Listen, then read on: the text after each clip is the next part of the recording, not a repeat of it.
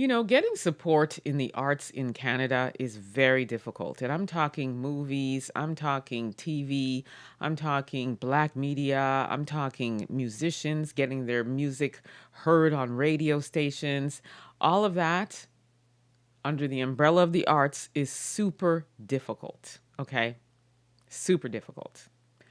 I had the opportunity of sitting down with two filmmakers, Craig Lobo and Luke Robinson of Panic Button Films, and we talked about their movie Dangerous Rumors, which I am so happy to say has now been put on Amazon US, so everybody can watch it.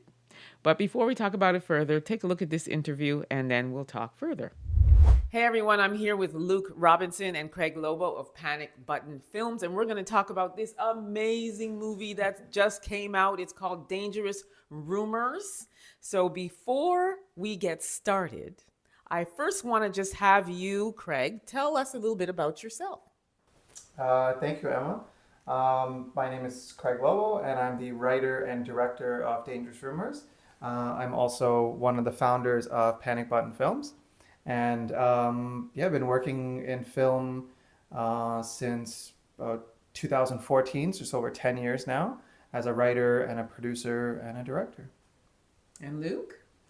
So I am a producer with Panic Button Films. I work as an actor on this film. I've been acting professionally since about 2017, but I started acting in community theater back when I was like 17 years old, so I've been doing it for over 20 years.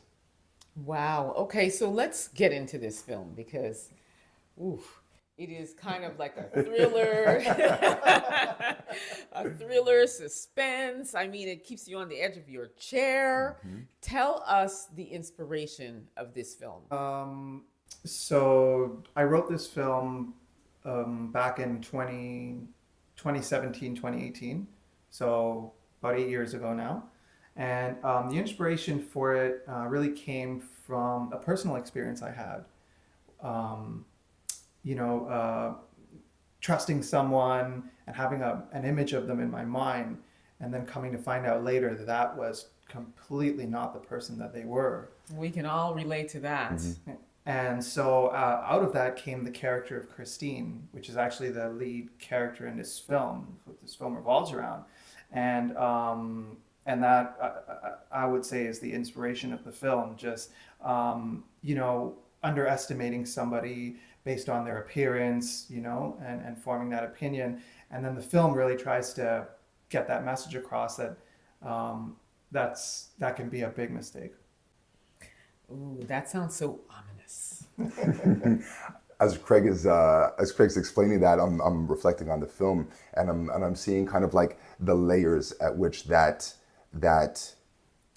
mistrusting somebody or misplaced trust, not necessarily mistrusting somebody, but kind of misjudging, that's a better way of saying, absolutely. So there's the misjudging of Christine because she comes across as one thing and then you see that she's something else. The way that I wrote it, it was a very important aspect to have layers in those characters for them not just to be stereotypes or something that's gonna like the audience has seen before.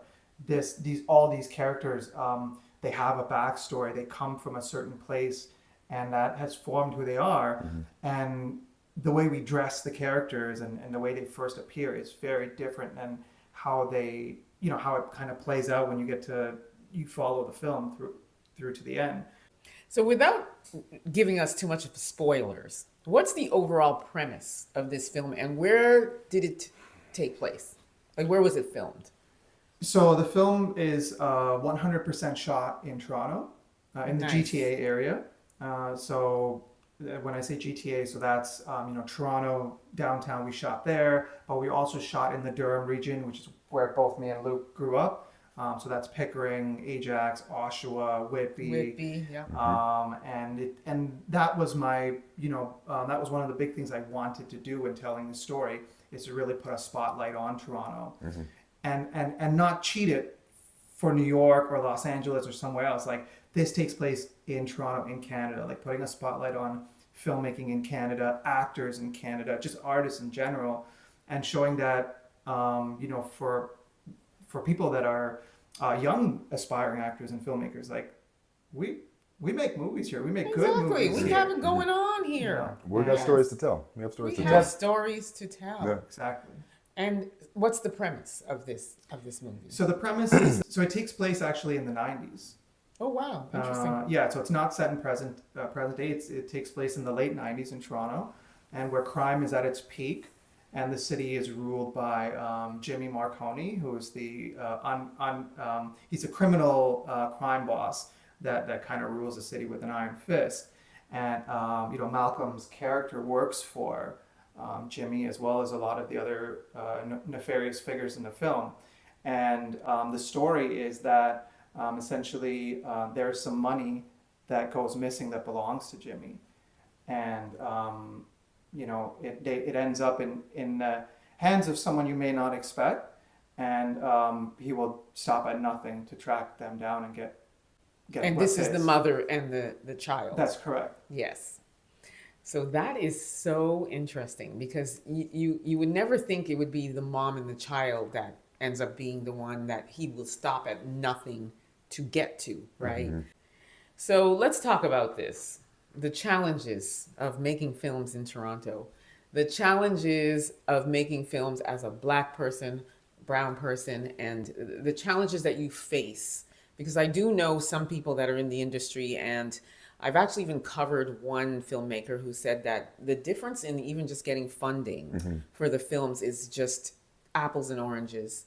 And sometimes you see films that are filmed by other races of people, and you look at the film and you're wondering how'd you pull this off, because it's might be mediocre at best. Yeah. So talk about some of the challenges that you face. I'll start with you, Luke. So I mean, funding for films, funding for arts in Canada is difficult across the board. But I do think that there's definitely people holding keys to doors, gatekeepers that may gravitate to helping people of their own community more so than helping people of the Black community or the brown colored community, people of color.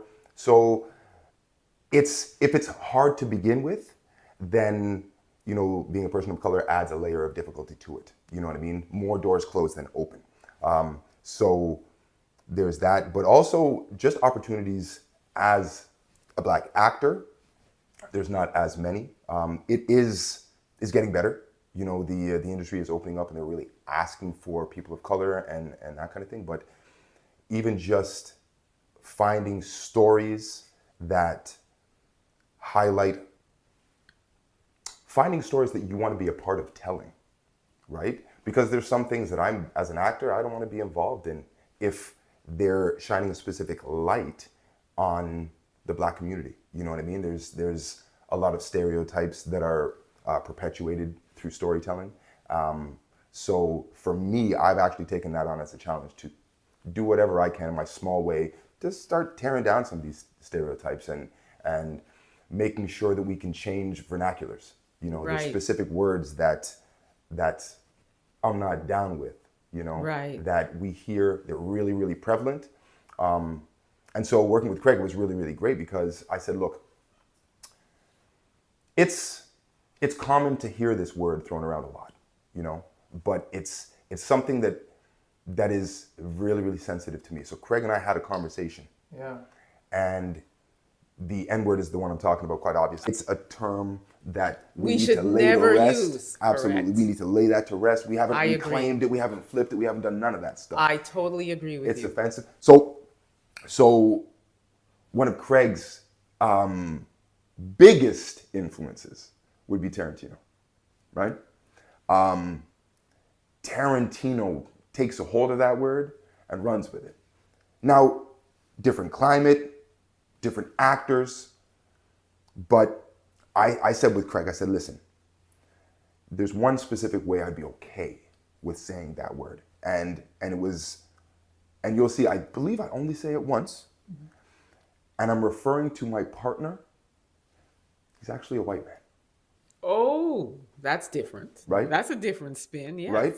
So, and I did say it with a soft R. But the point for me was that, if I have an opportunity, if there's a platform that I have an opportunity to speak. There's things that I want to say, things that I don't want to say, things that I want to be associated with, things that I don't want to be associated with. And so Craig was really, really open and sensitive to that, and he understood what I was talking about, and he said, yeah, we need to be sensitive to that.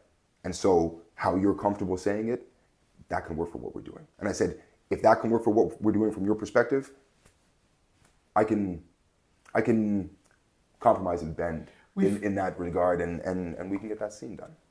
We found a middle ground in where it works both like emotionally, for what it represents, but also creatively for what it represents in the film, and communicating that relationship between himself and the other actor, who's sort of like his brother in the movie, right? And so that's how we came to that.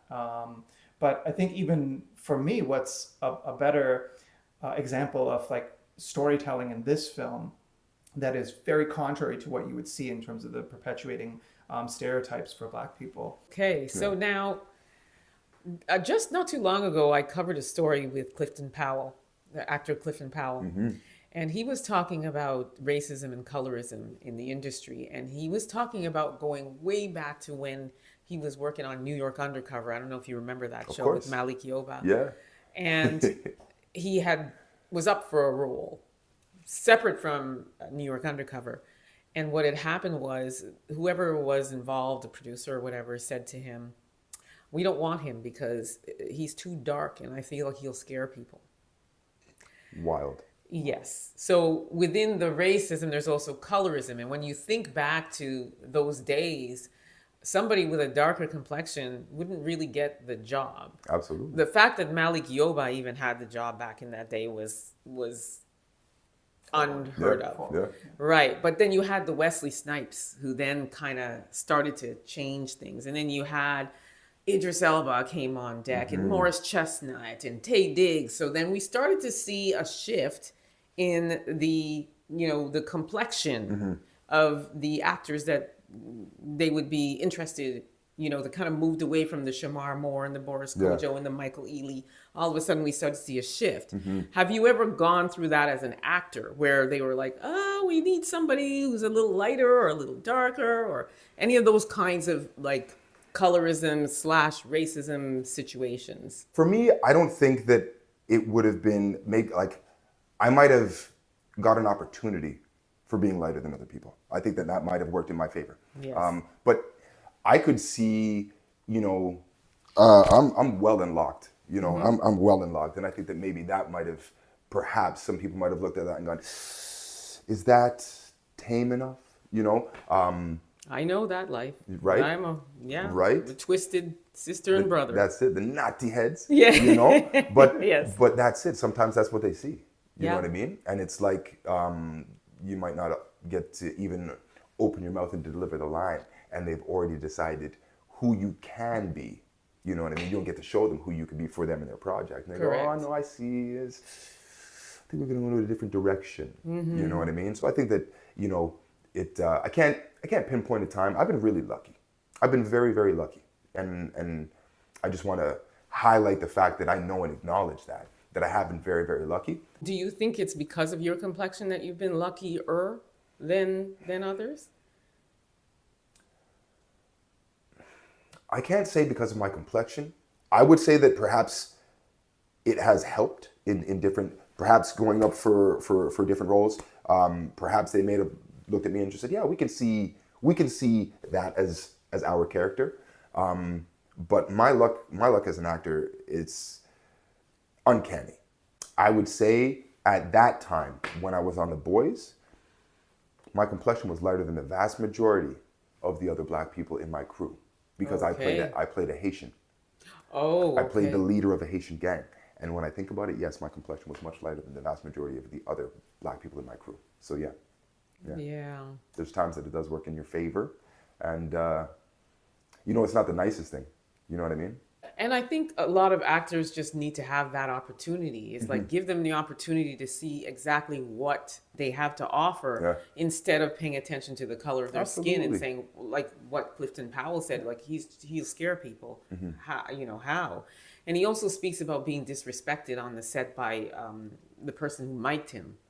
And he had to stand up for himself because he was absolutely disrespected. You know, he made a request about where the mic should be put for his safety because he was doing a fight scene or something like that.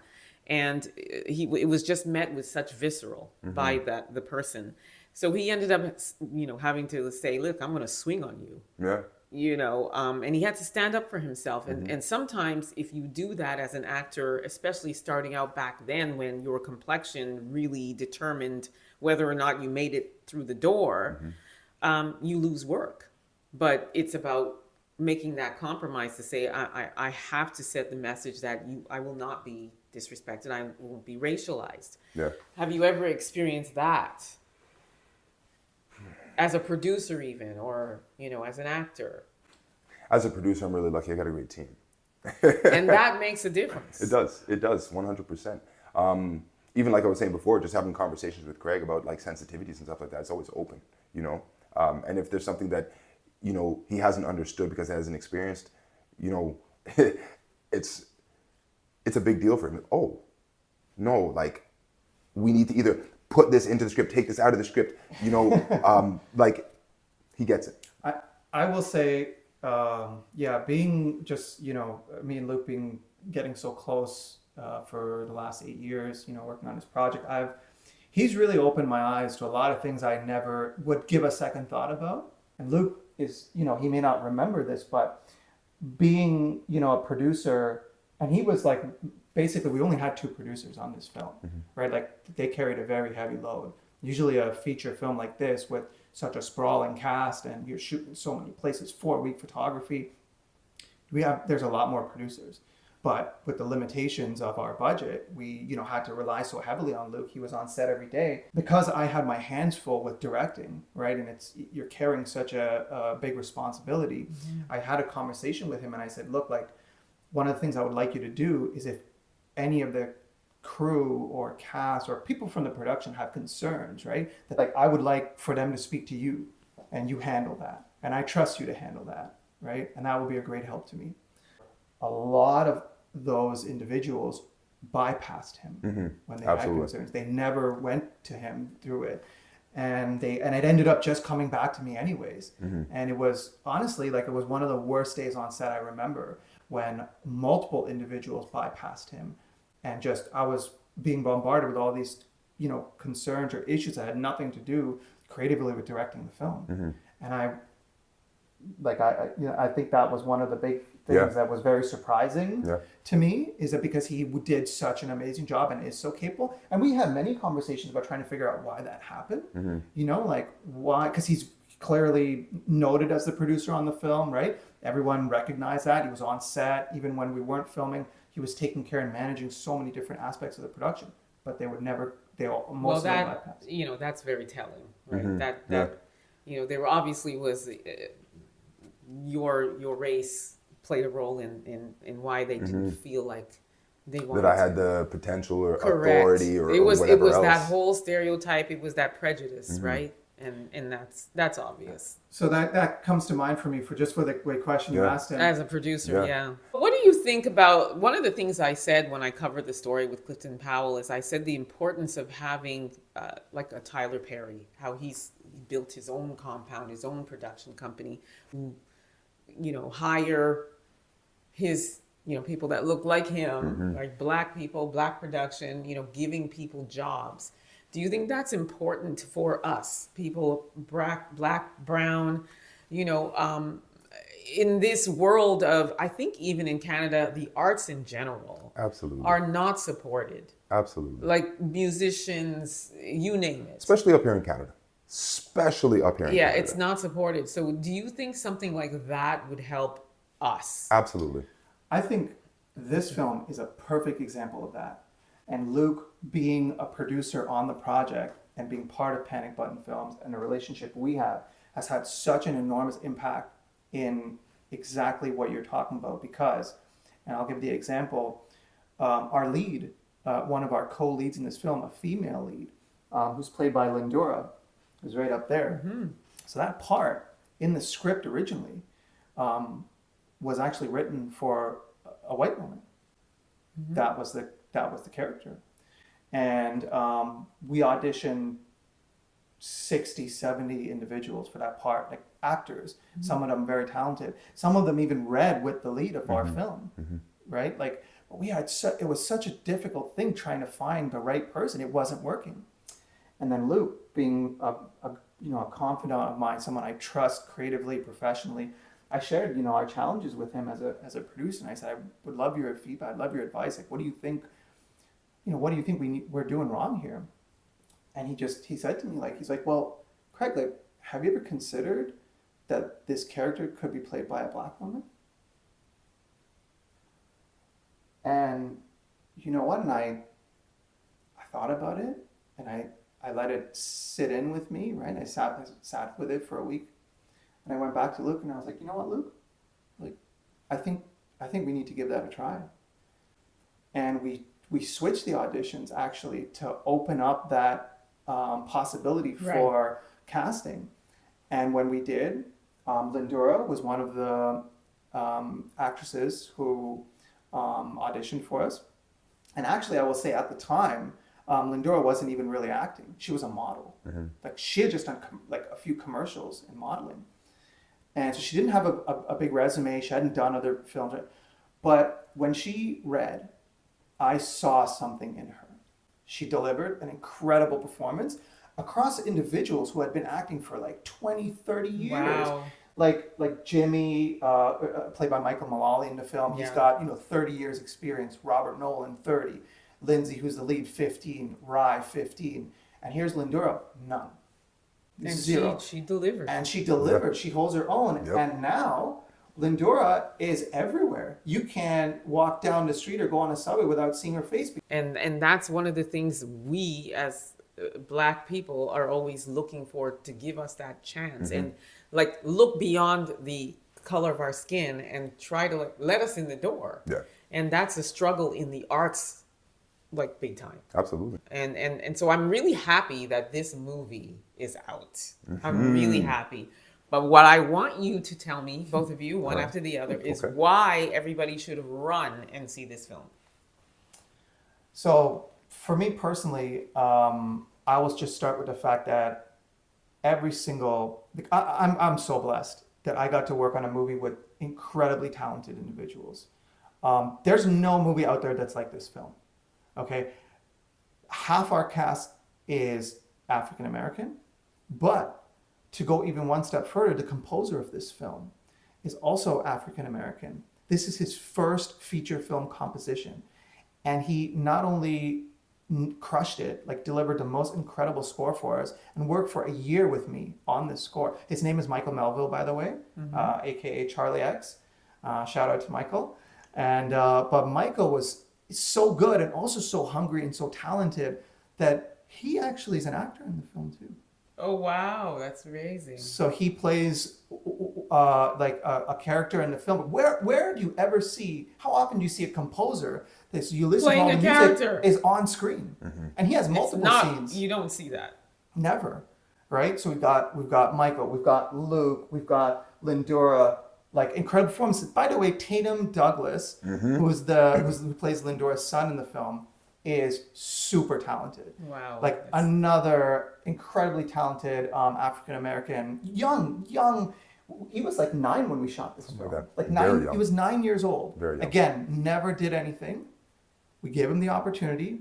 He delivered, and not only did he deliver, but now he's like, he just did a film for HBO. So for me, the reason why people should go out and see this movie is because of the talent in this film. They deliver, and their first time in, like, a lot of them, this is their first big movie, and they're like acing it. So you will, to me, that's the reason, and also because it's a thrill ride.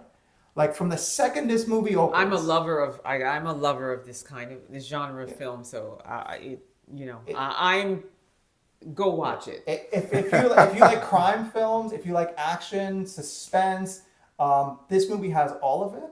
And I also have to give a shout out to my boy here, Lou, who did the fight choreography for this movie. We choreographed some incredible hand-to-hand combat fight scenes, which take center stage in this film. And I think that's just another cherry on the top. So yeah, I don't know. Look, Listen, if you like cars, we've got some amazing cars in this film. You're gonna love the cars. If you love heist movies, you're gonna love this. If you love action suspense, you're gonna love this. If you like fight choreo in action sequences, they're absolutely amazing. Like Craig said, we choreographed them ourselves. I'm very, very proud of them. But it's a roller coaster ride, you know, and it'll hit you in the feels at some points as well, because I mean, Craig's such a great writer. He doesn't just give you the action and just kind of excite you. You know what I mean? He gives you the action when you need to be excited. He brings it down, has you listen. You know what I mean? Draws you in. Guys, it's an amazing film, and you're gonna love it. the movie has a soul, and a lot of characters like Luke, and Tatum and Lindora, they're the soul of this film. Like, I love that. they bring the heart out in the movie, and it's such a beautiful like juxtaposition between that and the gangsters, like the gangsters that run, run the town, run like everything, and that clash is where like all of the drama comes from. So yeah, I would say like go out and watch the movie. It'll be we sold out every show that we did. Oh, that's amazing. We had two. So we won the best film at San Francisco. We opened the Fort Lauderdale Film Festival. We sold out every Canadian screening we had Oh, that's in the amazing. theater. So this movie did, like, everyone that came out was very satisfied with their experience. So, as we said, Dangerous Rumors. You guys got to go see it. It is a great film. You will not be disappointed. Any final words?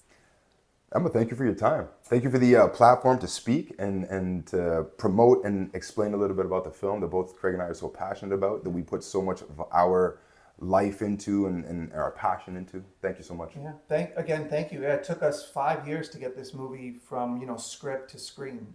5 years. It is work. It is work. It's a lot of work. And so, like, for us, what would make us most happy is like just to be able to share it with people. Yeah, so like you said, it's on Amazon. Just go rent it. I'm sure there's going to be a link or somewhere easy that they can access it. But that would just make us the most happy, is getting this film in front of people so they can see all the hard work that everyone's done on it. And also, again, like Luke said, would not be possible without this opportunity. So thank you for taking the time to chat with us. Listen, I'm a lover of the arts, and being here in Canada, as I always speak about, it's very difficult to get the amount of support and funding. So everybody needs to run, see this, support this film, Dangerous Rumors. You will not be disappointed. So this is a huge win. It really is a huge win, because as I said in the beginning, it's very difficult, especially for a Black person. And you heard Luke talk a little bit about, some of the struggles. And you heard Craig also talk about some of the struggles that he learned or realized when working with a Black person that's a producer on this movie. So it's really, really good to see that Amazon US has picked it up. And I strongly encourage everybody to head over to Amazon US and support this film, because I'm telling you, here in Canada, as a Black person, you are very, very lucky if you get funding, if you get your films even making it to a film festival, like a larger film festival, like, for example, Toronto International Film Festival, which is the largest public film festival in the world. But there aren't very many films that are, shown by Black people. So it's a big deal that it's on Amazon. So again, I say, everybody, please, please, please run over and support this film, Dangerous Rumors. I will put the link in the comment field, or excuse me, in the description field. And everybody, please support this film. It's super important. I am very, very happy for Craig Lobo and Luke Robinson, and I definitely will do my part to continue to promote this film. In the meantime, family, let me know what you think about this. Let me know what you think about what Luke and Craig had to say. Drop your comments in the chat. Don't forget to like, subscribe, share this content. Until next time, I shall see you again. Until then, please be safe.